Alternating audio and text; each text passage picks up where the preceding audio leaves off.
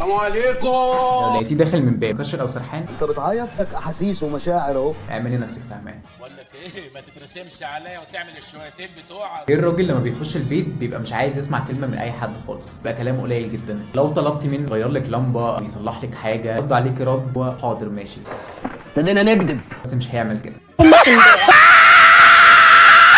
السر هنا ان البيت بالنسبه للراجل هو مكان الاستراحه او محطه الاستراحه بتاعته بعد مشوار طويل. الكلام قول كلامك حكم.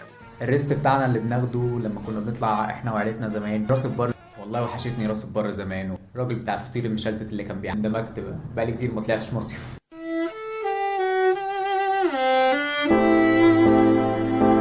الخبراء النفسيين بيقولوا لما بيخش البيت او بيوصل البيت بيخش وضعيه شحن البطاريه فاصل زي الموبايل بالظبط، مش هيشتغل معاكي، مش هيرد عليك لانه فاصل. ابتدينا نستظرف. فنصيحتي